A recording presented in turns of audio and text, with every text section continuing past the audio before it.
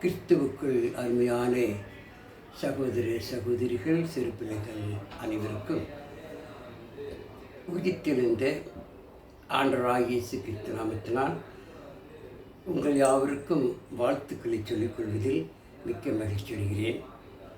எனக்கு அன்பார்ந்த இந்த அருமையான கருத்தினால் நாம் அனைவருமாக ஒன்று கூடி பரலோகத்தின் தேவனை ஆவியோடும் உண்மையோடும் சுலாக்கித்து பெற்றமைக்காக நாம் தேவனுக்கு நாம் நன்றி செலுத்துவோம்.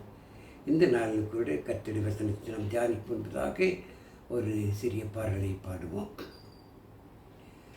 விசுவாச கப்பலொன்று செல்கின்றது, புயல் வந்த போதும் தென்றல் வீசும் போதும் அசைந்தாடி செல்கின்றது. அக்கறை நோக்கி அக்கறை நோக்கி விசுவாச கப்பலொன்று செல்கின்றது, புயல் வந்த போதும் தென்றல் வீசும் போதும்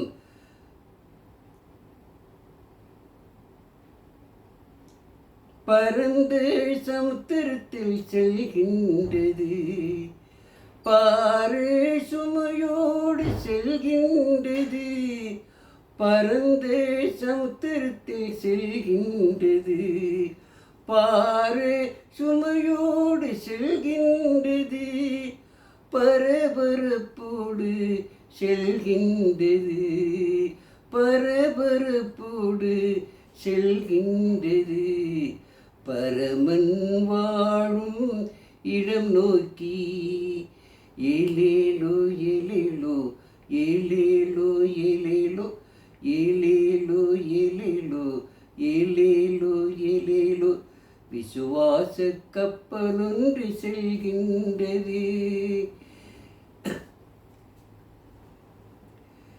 நீண்ட பயணமாக செல்கின்றது, நீடிய பொறுமையோடு செல்கின்றது, நீண்ட பயணமாக செல்கின்றது, நீடிய பொறுமையோடு செல்கின்றது, நிலைப்பலமாக செல்கின்றது, நிலைப்பலமாக செல்கின்றது, நிரந்தரமான இடத்தை நோக்கி ஏலேலோ ஏலேலோ ஏலேலோ ஏலேலோ ஏலேலோ ஏலேலோ ஏலேலோ ஏலேலோ ஆளும் நிறைக்கடலில் செல்கின்றது, அலை வந்த போதிலும் செல்கின்றது, ஆளும் நிறைக்கடலில் செல்கின்றது, அலை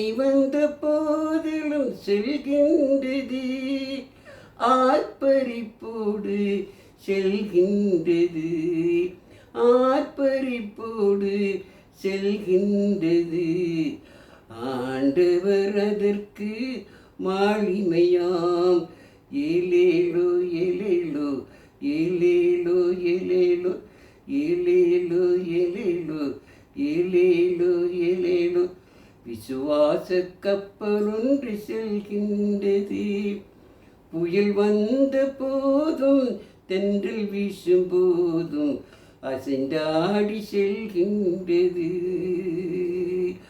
அக்கறை நோக்கி அக்கறை நோக்கி. ஜெபம் செய்வோம். இரக்கம் மிகுந்த எங்கள் பரலோகத்தின் தூய பிதாவே, உன்னதத்தில் வாசம் செய்கிறவரே, இந்த நாளிலும் உமது செய்தியை நாங்கள் அருமையான பிள்ளைகளோடு கூட பகிர்ந்து கொள்ளும் சாக்கியத்தை நீர் எங்களுக்கு தந்தமைக்காக நன்றியோடு கொடுத்திருக்கிறோம். பிதாவே, உமது வார்த்தை நாங்கள் சொல்லும் பொழுது நாங்கள் சுயமாக சொந்தமாக பேசாமல் பரிசுத்தாவியானவர் தாம் எங்களோடு கூடிருந்து எங்களை நல்ல ஆலோசனை தந்து சத்தியத்தை சத்தியமாய் போதிக்கித்து காற்று எங்களுக்கு நாமை தாரும். கேட்டுள்ளத்தை திறந்தள்ள பிதாவே, எங்களுடைய பாவக்குற்றம் தயவாக மன்னியும். எல்லாவற்றையும் இயேசுவின் நாம் ஜெபிக்கிறோம் நல்ல பிதாவே, ஆமென். எனக்கு அருமையான சகோதர சகோதரிகளே, இந்த நாளும் நம் கர்த்தரை செய்தி தியானிக்கத்தக்க பரலோகத்து தேவன் நமக்கு ஒரு அருமையான வாய்ப்பை தந்திருக்கிறார். இப்பொழுது நாம் தியானிக்க எடுத்துக்கொண்ட வேத பகுதி எபிரேயர்கள் நிருபம் 11ஆம் அதிகாரம் முதல் 3 வசனங்களை நாம் ஆராய்ந்து பார்க்கலாம். எபிரேயர் 11ஆம் அதிகாரம் முதல் 3 வசனங்கள். விசுவாசமானது நம்பப்படுகிறவர்களின் உறுதியும் காணப்படாத நிச்சயமாக இருக்கிறது. அதனாலே முன்னோர்கள் நற்சாட்சி பெற்றார்கள். விசுவாசத்தினாலே நாம் உலகங்கள் தேவனுடைய வார்த்தையினாலே உண்டாக்கப்பட்டதென்றும் இவ்விதமாய் காணப்படுகிறவைகள் தோன்றப்படுகிறவர்களால் உண்டாகவில்லை என்றும் அறிந்திருக்கிறோம். அம்மாளே, இன்றைய உலகில் பரலோகத்தின் தேவனை நாம் விசுவாசித்து அவருக்கு கீழ்ப்படியும் என்று சொன்னால், அவருடைய பிள்ளைகளாக ஜீவிக்கிறோம் என்று சொன்னால், அதற்கு ஒரு பாலமாக அமைந்திருப்பது விசுவாசம்தான். ஆனால் இந்த உலகில் விசுவாசத்தை குறித்து அநேக சரியாக புரிந்து கொள்ளாமல் ஒரு தவறான கருத்துக்களை மக்கள் மத்தியில் சிறார்கள் திணிப்பதை பார்க்கிறோம். தேவனை நான் நேர்களை பார்த்தேன், தேவனோடு பேசினேன், தேவன் எனக்கு தரிசனமானார் எப்படி சொல்லி அநேக மக்களை திசை திருப்பி கொண்டிருக்கிறார்கள். அறிமாலை, பரலோகத்தின் தேவன் நம்மோடு கூட உறவு கொள்வது, நம்மை நேசிப்பது எல்லாமே விசுவாசத்தின் அடிப்படையில் தான். இந்த விசுவாசம் நமக்கு எப்படி வருகிறது? எனக்கு அன்பாந்திலே பரிசுத்த பவுல் ரோம நாட்டு சபைக்குள் இப்படி எழுதுகிறார். ரோமர் 10ஆம் அதிகாரம் 17ஆம் வசனத்திலே, ஆதலால் விசுவாசம் கேள்வியினால் வரும், கேள்வி தேவனுடைய வசனத்திலிருந்து வரும். ஆமரிமார்களே, முன்னோர்கள் கூட தேவனை நேரடியாக பார்த்ததாக, தேவனோடு நேரடியாக பேசுவதாக யாரும் அங்கு சொல்லப்படவில்லை. பரிசுத்த ஆவியான வேதாகமத்தில் இப்படி பதிவாக்கவும் படவில்லை. இல்லாத ஒன்றை அநேக மக்கள் மத்தியிலே திணிப்பதை பார்க்கிறோம். தேவனை ஒருவனும் ஒருபோதும் கண்டதில்லை என்று சொல்லி பரிசுத்த வேதம் தெளிவாக போதிக்கிறது. 1 தீமோத்தேயு 6ஆம் அதிகாரம் 14ஆம் வசனத்தில் வாசிக்கும் பொழுது, பரலோகத்து தேவனை யாரும் காணவும் முடியாது, காணக்கூடாது என்று சொல்லப்படுகிறது. இப்படி இருக்கும் பொழுது நான் தேவனை கண்டேன், தேவனோடு பேசினேன் சொல்வது எந்த விதத்தில் நியாயமாகும் பாருங்கள்.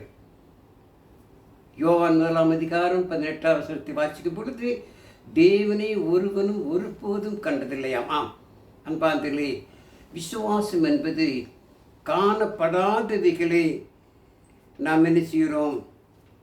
நிச்சயிக்கிறோம். விசுவாசமானது நம்பப்படுகிற உறுதியும் காணப்படாத நிச்சயமாக இருக்கிறது. பாருங்கள், காணாத ஒன்றை நாம் என்ன செய்கிறோம்?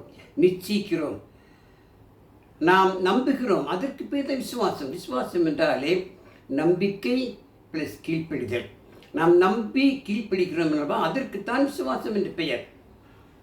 வேதாகமத்தில் வாசிக்கும் பொழுது பாருங்கள், 2 Corinthians 4ஆம் அதிகாரம் 18ஆம் வசனத்திலே, காணப்படுகிறவைகள் அநித்தியமானவைகள், காணாதவைகளோ நித்தியமானவை சொல்லி பரிசுத்த பவுல் கொரிந்தியர் சபைக்கு எழுதுகிறார்.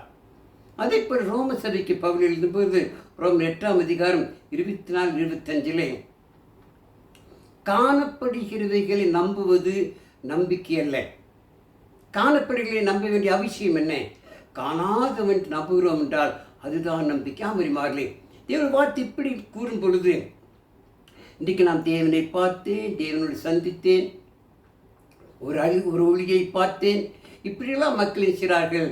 தவறான கருத்துக்களை, தகவல்களை மக்கள் மத்தியிலே போதிப்பதை பார்க்கிறோம். அதுமாதிரி விசுவாசம் என்பது தேவனுடைய வசனத்தை கேட்பதன் மூலமாக, தேவனுடைய வார்த்தையை கேட்பதன் மூலமாகத்தான் விசுவாசம் வருகிறது. நம்முடைய முன்னோர்கள் கூட தேவனுடைய வார்த்தையை கேட்டு அதை விசுவாசித்தார்கள்.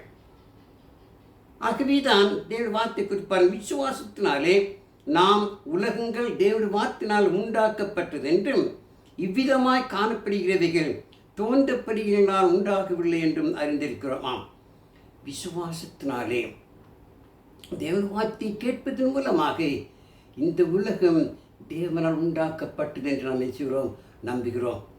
வேதாகமத்தில் 1ஆவது அதிகாரம் 1ஆவது வசனத்தை வாசிக்கும் பாருங்கள், ஆதியிலே தேவன் வானத்தையும் பூமியும் சிருஷ்டித்தார். இது உண்மை. இது நாம் என்ன செய்கிறோம்? பரிசுத்தால் எழுதப்பட்டதை என்ன செய்கிறோம்? நாம் கேட்கிறோம், அதை விசுவாசிக்கிறோம். நாங்கள் தேவன் தான் இந்த உலகத்தை உண்டாக்கிறார். தானாக இந்த உலகம் உண்டாகவில்லை. தேவன் இந்த உலகத்தை உண்டாக்கினார். பாருங்கள், நான் கையிலே கற்றிருக்கின்ற வாட்சி கூட அது தானாக உருவாகவில்லை. வாட்சி மேக்கர் இதை செய்தார். ஆக இது வாட்சி உருவாக்கப்பட்டது, உண்டாக்கப்பட்டது. பாருங்கள், அதே போலதான் இந்த அகில உலகத்தையும் பராபரன் நம்முடைய தேவன் உருவாக்கினார். பாருங்கள், 4ஆம் நாளில் பகலை ஆளுவதற்கு பெரிய சுடராக சூரியனையும், இரவை ஆளுவதற்கு சந்திரனையும், கோலங்களையும் நாட்களையும் தேவன் சில உண்டாக்கினார். இவைகள் சீராக சிறப்பாக இயங்கி வருகிறது. பாருங்கள், பூமி தன்னைத்தான் சுற்றுவதற்கு 24 மணி நேரமும், பூமி தன்னைத்தானே சுற்றி கொண்டு சூரியனும் சுற்றி வருகிறது. சூரியனை சுற்றி வருவதற்கு 365 காலம் ஆகிறது. பாருங்கள், இது தேவனுடைய திட்டத்தின்படி, தீர்மானத்தின்படி அவைகள் சிறப்பாக இயங்கிக் கொண்டு வருகிறது. பாருங்கள், இவைகளெல்லாம் வேத வசனத்தின் மூலமாகத்தான் நினைக்கிறோம், கேள்விப்பட்டு அதை விசுவாசிக்கிறோம். இந்த விசுவாசத்தை தான் தேவன் எதிர்பார்க்கிறவர்கள் தவிர நேரடியாக பார்த்தேன் பேசினேன் சொல்வதே வேதாந்தமில்லாத ஒன்று, பரிசுத்தாவில் பதிவாக்கப்படாத ஒன்று.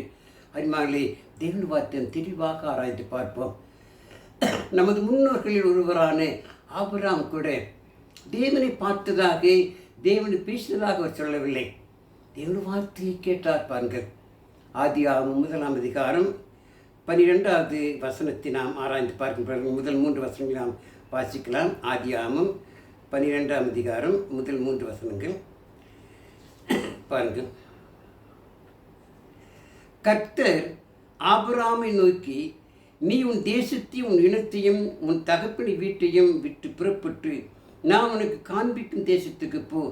நான் உன்னை பெரிய ஜாதியாக்கி உன்னை ஆசீர்வதித்து உன் பேரை பெருமைப்படுத்துவேன். நீ ஆசீர்வாதமாய் இருப்பாய். உன்னை ஆசீர்வதிக்கிறவர்களை ஆசீர்வதிப்பேன், உன்னை சபிக்கிறவர்களை சபிப்பேன். பூமியில் உள்ள வம்சங்கள் எல்லாம் உனக்குள் ஆசீர்வதிக்கப்படும் என்றார். இது தேவனுடைய வார்த்தை. தேவன் ஆபிரகாமோடு பேசினார். அந்த வார்த்தை தான் ஆபிரகாம் கேட்டார். நீ உன் இனத்தையும் உன் தேசத்தையும் விட்டு புறப்பட்டு போ. அதனாலே ஆபிரகாம் உடனே தேவன் வார்த்தைக்கு கீழ்ப்படிந்தான். தேவன் வார்த்தையை நம்பினான்.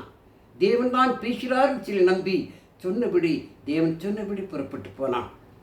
ஆபிரகாம் விசுவாசத்தை குறித்து எபிரேயர் சொல்வது பாருங்கள். எபிரேயர் 11ஆம் அதிகாரம் 8வது வசனத்தை வாசிப்பது பாருங்கள்.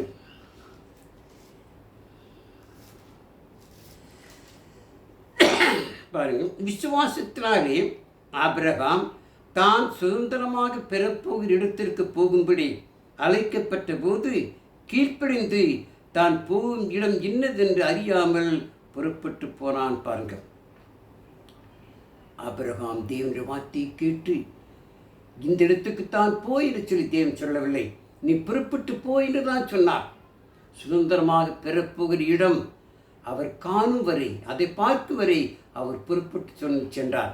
அது இன்னதென்று தெரியாமல் தேவனுடைய வார்த்தையை விசுவாசித்து புறப்பட்டு போனான். பாருங்கள், தான் போகும் இடம் என்னதென்று அறியாமல் தேவனுடைய வார்த்தையை கேட்டு விசுவாசித்து போனான்.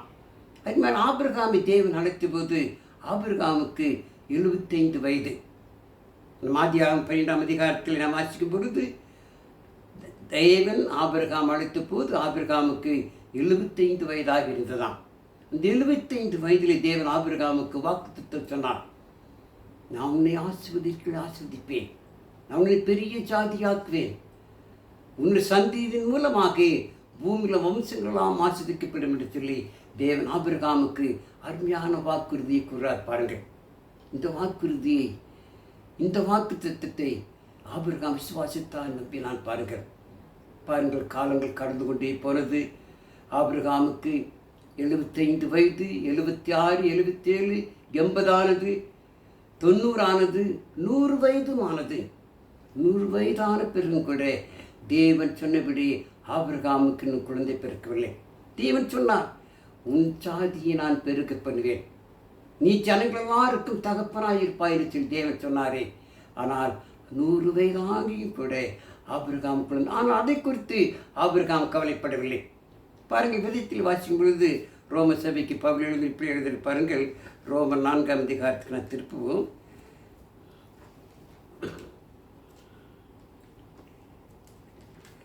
பாருங்கள், ரோமர் 4:17 வாசிக்கலாம். அநேக ஜாதிகளுக்கு உன்னை தகப்பனாக ஏற்படுத்தினேன் என்று எழுதியிருக்கிறபடி அவன் தான் விசுவாசித்தவருமாய் மரித்தோர் உயிர்ப்பித்து இல்லாதவைகள் இருக்கிறவை போல் அழைக்கிறமாயிருக்கிறே தேவனுக்கு முன்பாக நம் எல்லாருக்கும் தகப்பனான நாம். காலங்கள் கடந்து போனது. தேவனை விசுவாசித்தான், தேவனை நம்பினான். தேவன் எப்படிப்பட்டவராம்? இல்லாதவைகளிலிருந்து இருக்கிறவை போல் அழைக்கிறவர். தேவன் இல்லாதிலிருந்து உண்டாக்கக்கூடியவர். அவரால் கூடும், அவரால் செய்ய முடியும். அந்த நம்பிக்கை, அந்த விசுவாசம் ஆபிரகாமுக்கு இருந்தது. ஆகவே ஆபிரகாம் தேவனை விசுவாசித்தார். அது மாத்திரம் பாருங்கள், ரோமர் 4:18 வாசிக்கலாம் பாருங்கள்.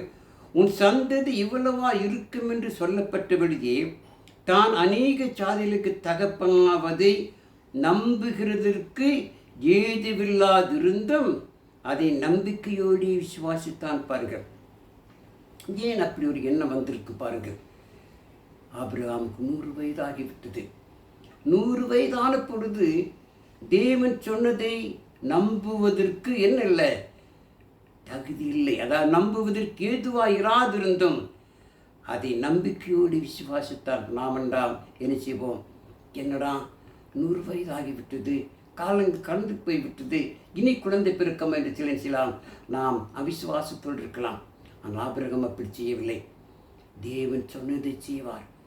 அவர் இல்லாதவர்களிலிருந்து இருக்கிறவர்களாக மாற்றக்கூடியவர். ஆகவே தேவனுடைய வார்த்தையை அவர் முழுமையாக நம்பினார். தொடர்ந்து வாசிக்கலாம் பாருங்கள். அவன் விசுவாசத்திலே பலவீனமாய் இருக்கவில்லை. அவன் ஏறக்குறைய 100 வயதுள்ளவனாய் இருக்கும்போது தன் சரீரம் செத்து போனதையும் சாராளு கற்பம் செத்து போனதையும் எண்ணாதிருந்தான். தேவனுடைய வாக்குத்தத்தத்தை குறித்து அவன் அவிசுவாசமாய் சந்தேகப்படாமல் தேவன் வாக்குத்தத்தம் நிறைவேற்ற வல்லவராய் இருக்கிறார் என்று முழு நிச்சயமாய் நம்பி தேவனை மகிமைப்படுத்தி விசுவாசத்தில் வல்லவனானான். ஆமரிமார்களே, அவனுடைய விசுவாசம் எவ்வளவு பெரிதானது பாருங்கள். வயதாகிவிட்டது, 100 வயது கடந்து விட்டது. தன்னுடைய மனைவி சாராளுடைய கற்பம் செத்து போயிட்டு இனியும் குழந்தை பிறக்கமாயிடுச்சு நினைச்சவில்லை. ஆபிரகாம் சந்தேகப்படவில்லை. அவர் விசுவாசத்திலே பலவீனமாயிராதபடி பலமுள்ளவராயிருந்தார், நம்பிக்கையாயிருந்தார், விசுவாசத்தில் உறுதியாயிருந்தார். ஆகவே தேவன் ஆபிரகாமை ஆசீர்வதித்தார். பாருங்கள், 100 வயதான பிற்பாடு சாராளுக்கு கற்பம் உருவாவதற்கு முடியாத செத்து பிறந்த காலகட்டத்தில் கூட தேவன் ஆபிரகாம் சாராளுக்கு அருமையான ஒரு குழந்தை கொடுத்தார். அந்த குழந்தை பெயர் ஈசாக்கு. ஈசாக்கு தேவன் ஆபிரகாம் கொடுத்த போது ஆபிரகாம் எவ்வளவு சந்தோஷப்பட்டிருப்பார். வயதான காலத்திலே தேவன் நமக்கு ஒரு அருமையான குழந்தையை தந்திருக்கிறார் என்று எவ்வளவு மகிழ்ச்சியோடு சந்தோஷத்தோடு அந்த குழந்தை என்ன செய்தார்? ஆசையோடு கூட என்ன செய்தார்? வளர்த்து வந்தார். அப்படிப்பட்ட ஆபிரகாமை தேவன் சோதிக்கிறார். பாருங்கள், வேதத்தில் வாசிக்கும் பொழுது ஆதியாகமம் 22ஆம் அதிகாரத்தில் திருப்பவும் பாருங்கள்.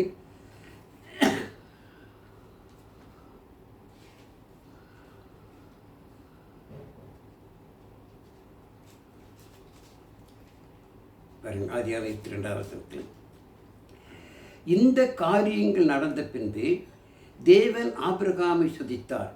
எப்படியெனில் அவர் அவனை நோக்கி ஆபிரகாமே என்றார். அவன் இது அடியேன் என்றான். அப்பொழுது அவர் உன் புத்திரனும் உன் ஏகசுதனும் உன் நேசகுமாரனுமாக ஈசாக்கை நீ இப்பொழுது அழைத்து கொண்டு மோரியா தேசத்துக்கு போய் அங்கே நான் உனக்கு குறிக்கும் மலையில் ஒன்றின் மேல் அவனை தகலபலியாக பலியிடு என்றார்.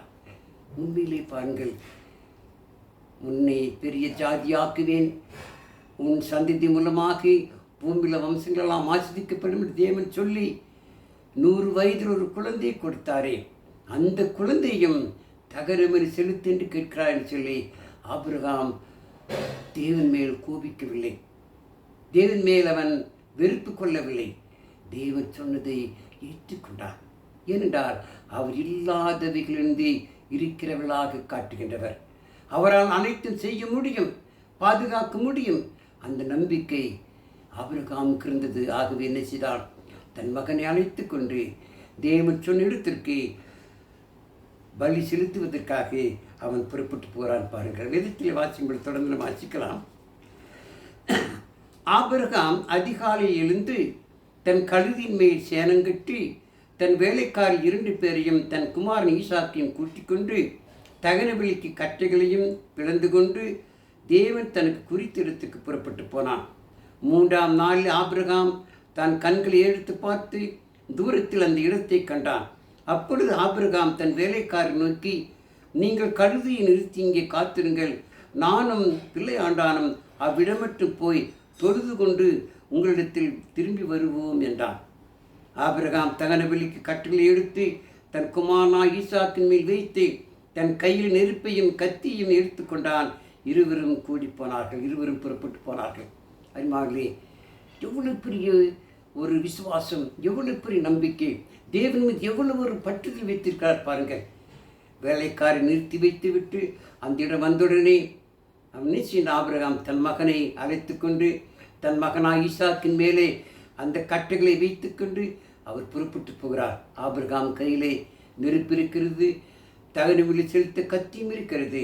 புறப்பட்டு போகிறார்கள். அப்பொழுது போகும்பொழுது தன்னுடைய நீச மகன், தன்னுடைய மகன் ஈசாக்கு தன் தகப்பனை பார்த்து கேட்கிறார், தகப்பனே, பலி செலுத்துவதற்கு விறகுகள் இருக்கிறது, நெருப்பு இருக்கிறது, கத்தி இருக்கிறது, ஆனால் பலி செலுத்த ஆட்டுக்குட்டி எங்கே என்று கேட்கிறார். உண்மையிலேயே ஆபிரகாமுக்கு எப்படி இருந்திருக்கும், நமக்கா எப்படி வந்திருக்கும், ஐயோ என்று சொல்லி வேதனைப்பட்டிருப்போம், துக்கப்பட்டிருப்போம். அப்புறம் ஆபிரகாம் அப்படி செய்யவில்லை. அவனுக்கு சொன்ன வார்த்தை பாருங்கள், நாம் வாசிக்கலாம். அப்பொழுது ஈசாக்கு தன் தகப்பனாய் ஆபிரகாமை நோக்கி, என் தகப்பனே என்றான். அதற்கு அவன், என் மகனே, இதோ இருக்கிறேன் என்றான். அப்பொழுது அவன், இதோ நெருப்பும் கற்றையும் இருக்கிறது, தகரவெளி காட்டுக்குட்டி எங்கே என்றான். அதற்கு ஆபிரகாம், என் மகனே, தேவன் தமக்கு தகன பலிக்கான ஆட்டுக்குட்டியை பார்த்துக் கொள்வார் என்றான். ஆம், தேவன் பார்த்துக் கொள்வார், தேவன் அறிவார். அருமையான தேவன் மீது எவ்வளவு நம்பிக்கை வைத்திருக்கிறார் பாருங்கள், எவ்வளவு ஒரு விசுவாசம் வைத்திருக்கிறார். அந்த விசுவாசத்தைத்தான் இன்றைக்கு தேவன் நம்மளுக்கு பார்க்கிறார். அன்றைக்கு நேரம் நினைச்சிடும் நாம் சோர்ந்து போகிறோம். அறிமார்களே, நாம் எந்த நிலையிலும் சோர்ந்து போகாமல் நாம் தேவனை நெருங்கிச்சு, அதுதான் விசுவாசம். தேவனுடைய வார்த்தை நம்மோடு போயிருக்கிறார், தேவன் நம்மோடு கூட பேசுகிறார். எப்படி? அவருடைய வசனத்தின் மூலமாக பரிசுத்தவான்களுக்கு கொடுக்கப்பட்ட அந்த வேத புத்தகம் நமது கண் இருக்கிறது. அதை நாம் ஆராய்ந்து பார்க்கும் பொழுது தேவன் நம்மோடு கூட பேசுகிறார். அந்த வார்த்தைக்கு நாம் கீழ்ப்பிடிந்து நம் தொடர்ந்து விசுவாசித்து, இது ஆபிரகாம் நமக்கு நல்ல ஒரு பாடமாக நமக்கு முன்னோடியாக அமர்ந்திருக்கிறார் பாருங்கள். தேவன் சொன்னபடி ஆபிரகாம் தன் மகனை அழைத்து கொண்டு தேவன் குறித்த அந்த இடத்துக்கு போய் தன் மகன் ஈசாக்கினை சிறார் பலி செலுத்துகிறார். கட்டைகளை அடுக்கி அந்த கட்டளை மேல் தன் மகன் ஈசாக்கு படுக்க வைத்து அவன் தன் மகன் என்ன செய்கிறார், தகனமென்று செலுத்தும் போது, ஒருவேளை ஈசாக்கு உன்னைத்தான் தேவன் பலி செலுத்த கேட்கிறார், உன்னைத்தான் பலி செலுத்து சொன்ன போது ஈசாக்கு பயந்து ஓடவில்லை. ஈசாக்கு ஆபிரகாமை காட்டிலும் தகப்பன் பேச்சுக்கு கீழ்ப்பிடித்தவனாக அந்த கட்டளை மேல் ஈசாக்கு படுத்தான்.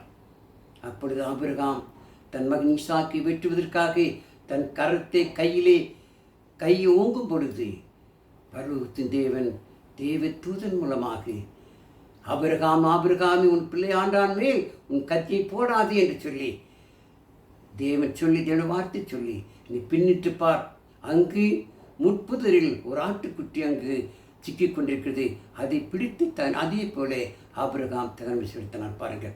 தேவன் எவ்வளவு நல்லவராய், எவ்வளவு வல்லவராய் தேவனுடைய அந்த வார்த்தையை ஆபிரகாம் விசுவாசித்தான் பாருங்கள். அதே போல விசுவாசம் நமக்குள் இருக்க வேண்டும்.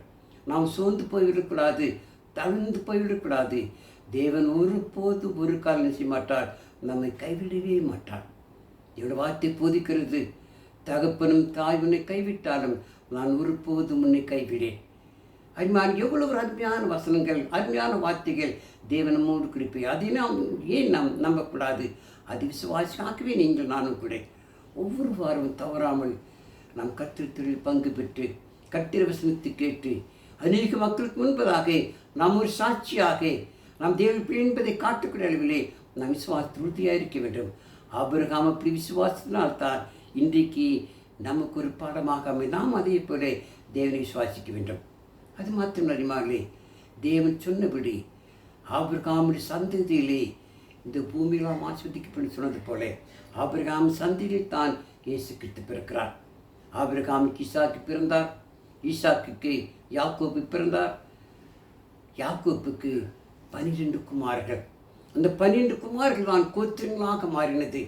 அந்த 12 கோத்திரத்திலே யூதா கோத்திரத்தில் தான் இயேசு கிறிஸ்து பிறந்தார். பாருங்கள், அந்த இயேசு கிறிஸ்து உலக இரட்சகராக இந்த உலகத்தில் தேவன் அனுப்பினார். பாருங்கள், தேவன் வார்த்தை கூறுகிறது, தேவனை விசுவாசிக்கிறவன் என்ன செய்ய முடியுமாம்?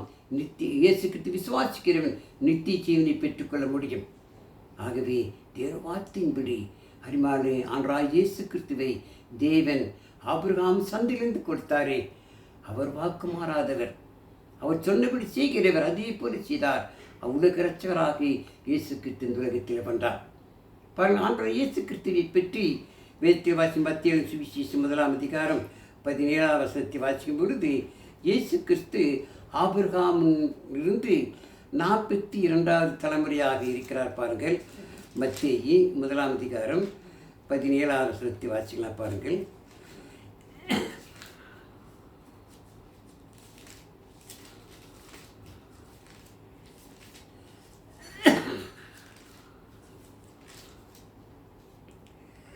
இவ்விதமாய் உண்டான தலைமுறைகள் எல்லாம் ஆபிரகாம் முதல் தாவீது வரைக்கும் 14 தலைமுறைகளும், தாவீது முதல் பாபிலோனுக்கு சிறைப்பட்டு போன காலம் வரைக்கும் 14 தலைமுறைகளும், பாபிலோனுக்கு சிறைப்பட்டு போன காலம் முதல் கிறிஸ்து வரைக்கும் 14 தலைமுறைகள், மொத்தம் 42வது தலைமுறை. ஆபிரகாமிலிருந்து இயேசு கிறிஸ்து 42வது தலைமுறை. பாருங்கள், தேவன் சொன்னது போல பூமியில் வம்சம் எல்லாம் உன் சந்ததியின் மூலமாக ஆஸ்திக்கப்படும் தேவன் சொன்னாரே, அதே போல ஆபிரகாம் சந்ததியில் தான் இயேசு கிறிஸ்து பிறக்கிறார். பாருங்கள், இயேசு கிறிஸ்து மூலமாக இந்த உலக மக்களாக நீங்கள் அனைவரும் ரட்சிக்கப்பட்டு இன்றைக்கு இயேசு கிறிஸ்து ராஜ்யமான சபையில் அங்கமாக இருப்பது நமக்கு எடுத்த ஒரு பெரிய சாட்சியம். பாருங்கள், இது நீங்கள் நான் விசுவாசிக்க வேண்டும். இந்த விசுவாசத்திலே மரண பருந்து உண்மையாக ஜீவிக்க வேண்டும். இதற்கு நல்ல ஒரு சாட்சியாக நமக்கு அருமையான ஒரு வார்த்தையை பரிசுத்த பவுல் கூறார். பாருங்கள், 2 தீமோத்தேயு 4 அதிகாரம் 6 முதல் 8 வரை வாசிக்கும் பொழுது அவர் பானப்பலியாக அவர் மரிக்கிற நேரத்திலே கூறுகிறார், நான் நல்ல போராட்டத்தை போராடினேன், ஓட்டத்தை முடித்தேன், விசுவாசத்தை காத்துக்கொண்டேன். இது முதல் நீதியின் கீழ் எனக்காக வெற்றிக்கு வைக்கப்பட்டிருக்கிறது. நீதியுள்ள நியாயாதிபதியாகிய இயேசு கிறிஸ்து அந்நாளில் அதை எனக்கு தந்தருள்வார். எனக்கு மாத்திரமில்லை, அவர் பிரசனமாகுதலை விரும்பும்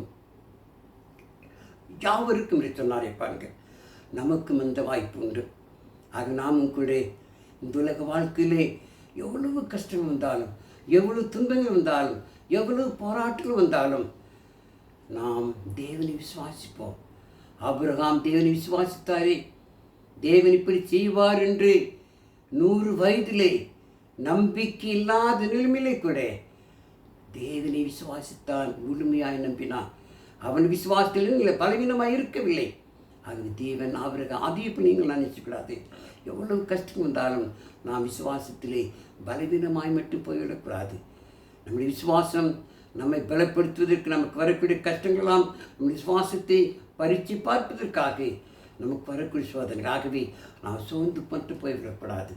நமக்கு எப்பொழுதுமே அவன் ராஜேசு கிறிஸ்து மறைப்பை சொன்னது போல முதலாவது தேவ ராஜ்யத்தையும் அவர் நீதியும் தேடுங்கள், இவைகளெல்லாம் கூடங்களை கொடுக்கப்பட்டு சொன்னார். அதே போல நீங்கள் நானும் முதலாவதாக எந்த நிலைமையிலும் சோர்ந்து தளர்ந்து போகாதபடி தேவ ராஜ்யத்தை தேடுவோம். வர வர தவறான இந்த கர்த்தத்தில் பங்கு பெறுவோம். கர்த்தர் வசனத்தை கேட்டு அதில் நடந்து ஒவ்வொரு வாரமும் நாம் கத்திருப்பந்தில் பங்கு பெற்று நாம் தேவனுக்கென்று கொடுத்து தேவ ஆசாரத்தை பெற்றுக்கொண்டு தேவனுக்கு நெருங்கி ஜீவிப்போம். அப்படி ஜீவித்தால் நமக்கு அந்த பாக்கி உண்டு. பாருங்கள், நம் மரண பொருந்துமையாக ஜீவிப்போம், மரண பொருந்தியாக இருப்போம், விசுவாசத்தை கற்றுக்கொள்வோம். தேவன் தமது வசனத்தையும் கேட்டு உங்கள் அனைவரும் ஆசிரிப்பார். உங்கள் அன்பார்ந்த கவனத்துக்கு நன்றி சொல்கிறேன். இதை கேட்டு நீங்களும் கூட மற்றவர்கள் கேட்கும்படியாக என்ன செய்யுங்கள், சப்ஸ்கிரைப் பண்ணுங்கள். ஜெபம் செய்வோம். இரக்கம் நிறைந்த எங்கள் பரலோகத்தின் தூய பிதாவே, இந்த 4 மணி வார்த்தைகளை நான் ஆராய்ந்து பார்க்க நீ தந்தபடி மேலான பெரிதான கிருபிக்காக நன்றியோடு ஸ்தோத்திருக்கிறோம். நாங்களும் கூட பிதாவை ஆபிரகாமை போல விசுவாசம் உள்ள மக்களாய் ஜீவித்து அந்த பரலோக பாக்கியத்துக்கு தகுதியுள்ள மக்களாய் ஜீவிக்க செய்யும். தொடர்ந்து காத்துக்களை பலப்படுத்தும் எல்லாருடைய பாவக்கூட்டு தயவாக மன்னி பிதாவே. இவை அனைத்தையும் எங்கள் அருமையான ஆண்டவர் இயேசு கிறிஸ்துவின் விலையேறி பெற்றின்ப நாமத்தில் கெஞ்சி மன்றாடுகிறோம் எங்கள் ஜீவன் நல்ல பிதாவே. ஆமென்.